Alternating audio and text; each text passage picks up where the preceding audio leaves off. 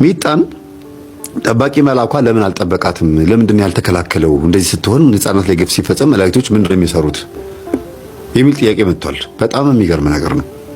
እኔም ሁልጊዜም ይሄ ጥያቄ በፊት ይከራከርብኝ ነበር። ሰው መኪና ሲገጨው፣ ሰው ሕፃናት በተለይ የሆነ ነገር ሲደርስባቸው፣ የሆነ ነገር አንቋቸው ሲሞቱ፣ ኤሌክትሪክ ሊይዛቸው ሲል ምናምን እንደዚያ ነገር ሲሆን ሲሞቱ ጠባቂ መልአክ ካለ ለምንድን ነው ዝም የሚለው እል ነበር፣ ለራሴ ጠይቅ ነበረ። ለዚህ ነገር መልስ የሰጠኝ ግን በጣም የሚገርማችሁ ትንቢተ ዘካርያስ ምዕራፍ 3 ነው።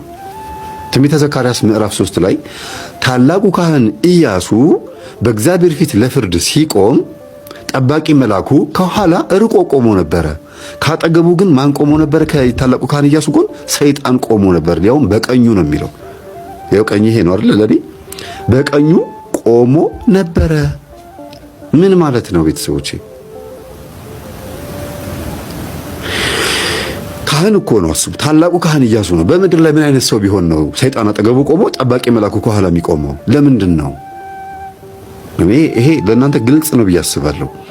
ሰዎች በምድር ላይ ያሉ እግዚአብሔርን የሚስብ እግዚአብሔርን የሚጠራ መላእክትን የሚስብ መላእክትን ከኛ ጋር እንዲያግዙን እንዲረዱን የሚያደርግ ስራ ካልሰራን ከርቀት ሆኖ መመልከት ብቻ ነው ስራው።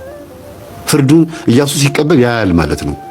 አንዳንዴ ደግሞ ሲፈርድልን እግዚአብሔር ጠባቂ መላእክቶቻችን የእግዚአብሔርን ፍትህ ጠብቀው ና ሲባል እሺ፣ ሂድ ሲባል እሺ ብሎ ይታዘዛል። ቃሉ እንዲህ ነው የሚለው ሰይጣን ምን ልታረግ መጣህ? ይህ እኮ የምታየው ታላቁ ካህን ኢያሱ ከእሳት የተነጠቀ ትንታግ ቤተሰብ ዘር ነው ማለት የቅዱሳን ቤተሰብ ነው ማለት ነው። ከእሳት የተነጠቀ ትንታግ ነው። እንዴት ካጠገቡ ትቆማለህ? ሊያው በቀኙ። ቀኝ ማለት ኃይል ነው። ቀኝ ማለት መንፈሳዊ ሕይወት ነው። ቀኝ ማለት ልብ ነው። ቀኝ ማለት በቃ አጠቃላይ መልካም የሚባሉ ነገሮች በሙሉ ቀኝ ናቸው። በቀኙ እንዴት ትቆማለህ አለው። እግዚአብሔር ይገስጽህ አለውና ራሱ እግዚአብሔር በማን ስም ገሰጸው? በእግዚአብሔር ስም ገሰጸው ራሱ እግዚአብሔር። እንደገና ደግሞ መልሶ ደግሞ ኢየሩሳሌምን የመረጠ እግዚአብሔር ይገስጽህ አለውና ሰይጣን ብን ብሎ ሄደ ይላል። የዛን ሰዓት እግዚአብሔር ምን አለ?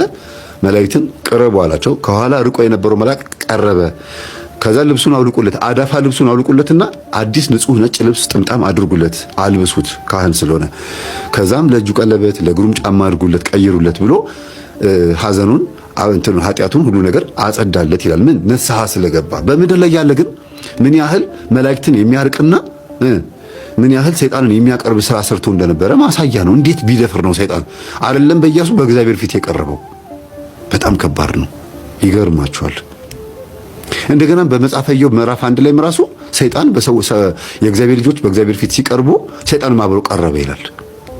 ታላቁ ወዳጄ የምወደውን ኢዮብን አየኸውን ብሎ ጠይቆታል ይላል።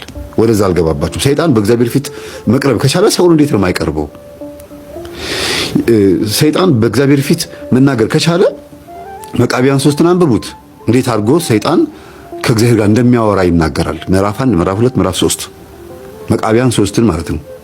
በ80 አሐዱ ላይ ነው የምታገኙት። ኦርቶዶክሳውያን በእኛ መጽሐፍ ላይ የምታገኙት። እንደው ጎበዝ የሆነ ኦርቶዶክስ ዛሬ ጀምሮ ነገ ይጨርሰዋል። መቃቢያን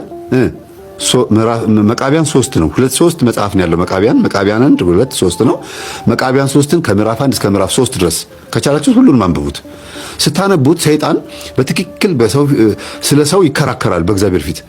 ከሕግህ የወጡትን ለኔ ስጠኝ፣ ሕግህን የማይሰግዱ የማይጾሙ የማይጸልዩትን ለኔ ስጠኝ፣ የኔ ይሁኑ፣ ያንተ ደግሞ እኔ ያንተን አልነካብህም ይላል። ይከራከራል።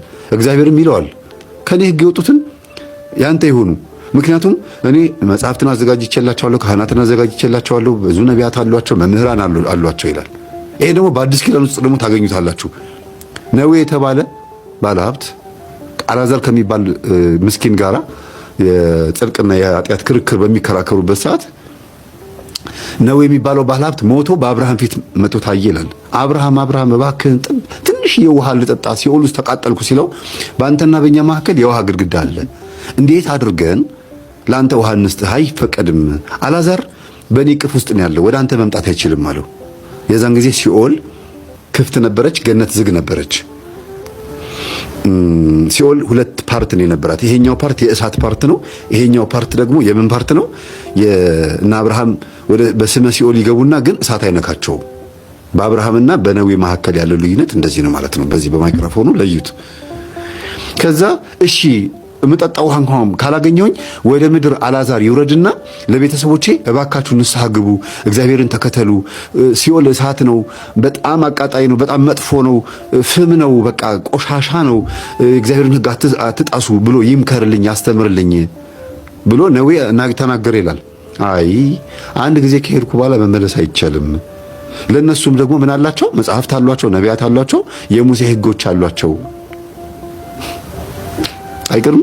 ስለዚህ እኛ አንድ የተጻፈልን ነገር አለ ማለት ነው፣ እግዚአብሔርን እንድንከተል። ያንን ካልተከተልን በእኛ ብቻ በልጆቻችን ላይ ነው የምንፈርደው ማለት ነው። ልጆቻችን የዛ ነገር ተጠቂ ነው የሚሆኑት። ጠባቂ መላእክቶቻችን ልጆቻችን እንዲጠብቁ እኛንም እንዲጠብቁ ከፈለግን ምንድን ማድረግ አለብን?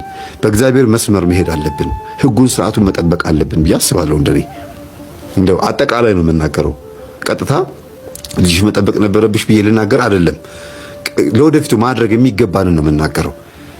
እንግዲህ ታላቁ ካህን ኢያሱ በእግዚአብሔር ፊት ቆሞ ሰይጣን አጠገቡ ከቆመና ጠባቂ መልአኩ ከራቀ በምድር ላይም ሆነን አደጋ ሲደርስብን ጠባቂ መላእክቶቻችንን የማያስቀርብ ኃጢአት አለብን ማለት ነው። ተጠግተውን እንዳይረዱን የሚያደርግ አይዞ በቃ ችግር የለውም ብሎ እንደ አንዳንድ ሰው እኮ በጣም ብርቱ ሰው አለ። ጭራሽ ከስንተኛ እኮ 9 ሰዓት ሆኗል ተነስ ብሎ የሚቀሰቅሰን እኮ ኃይል አለ። የዚህን ያክል ደግሞ ተጠግተው ያግዛሉ። ደግሞ መላእክት ከክፉ አደጋ ይጠብቃሉ። በስመ አብ ስትሉ እኮ የሆነ ነገር በካጠገባችሁ ብን ብሎ የሚሄድበት ጊዜ አለ። ያ ማለት በእግዚአብሔር ፊት በተጠጋችሁ ቁጥር ጠባቂ መልአካችሁም እየተጠጋ ነው የሚመጣው ማለት ነው። የእናንተን የሚሆነው ማለት ነው። ለዚህ ነው በአዳም ልኮም ሲደረግ መተት ሲደረግብንም ዝም ይላሉ መላእክቶች። ለምን? እኛ መመከት የምንችልበት ኃይል እስከምናገኝ። ከዛ የሚያጠምቁ አባቶችን ፍለጋ እንሮጣለን። ምን ላለን ምን እስክንሆን እስኪገባን ኢቭን ካገኘናቸው በኋላ ራሱ መንፈሱ ተይዞ እንኳን አይምሯችን ገና ስላልነቃ ዕውቀቱ ስለሌለን መንፈሱን ይዘውና እስክንጾም እስክንጸልይ እስክንሰግድ በስጋ እስክንበረታ ድረስ ጠባቂ መልአካችን ዝም ብሎ ያየናል። ከዛ ልክ አሁን በቃ በዚህ ውስጤ ባለው ሰይጣን ምክንያት በተያዘው መንፈስ ምክንያት ፈጣሪን ስላወኩኝ ከዚህ በኋላ መንፈሱ ሲወል ገባ አልገባ የሚያጠምቁ አባቶችን በቃ ብዙም እነሱ ጋር ምን ያላስቸግራቸውም። እቤቴ ፈጣሪን አመልካለሁ፣ ንስሐ ገብቼ ቅዱስ ቁርባን እቀበላለሁ። ከዚህ በኋላ የሚመጣውም ያለው ህይወቴን በሰላም መኖር እፈልጋለሁ ስትሉ ይላል አጅሬው፣ ይደነግጣል። ከዛ ይያዛል ማለት ነው። አልያዝ ብሎ የነበረው አልሸኝ ብሎ የነበረው ይሸኛል ማለት። ለምን? ዘላለማዊ የሆነውን ህይወት መመኘት ስትጀምሩ ሰይጣን ከእናንተ ጋር መኖር አይፈልግም።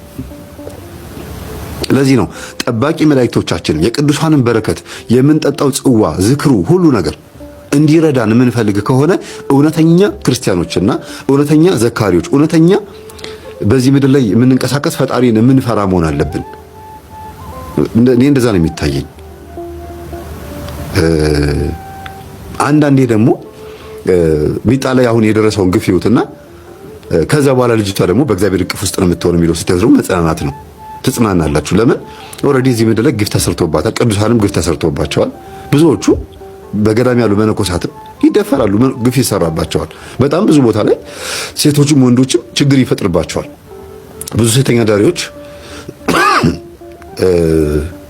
ኖርማል ጨዋ ሴት መስለው ና ቤቴ እንሂድ ምናምን ብለው ወንዶችን ይዘው ሄደው ለግብረ ሰዶም አሳልፈው የሚሰጡ አሉ። ለቤቷ ወንዶችን አስቀምጣ አውቃ የተሽኮረመመች ምናምን ወደ ቤቷ ይዛው ትመጣና ለወንዶች አስረክባ አስደፍራ ምታስወጣለች። የዚህን ያክል ደግሞ ጭካኔ የተሞላባቸው ሰዎችም አሉ። አያችሁ። ስለዚህ እኛ ለእግዚአብሔር የምንመች ሰዎች ነን ወይ?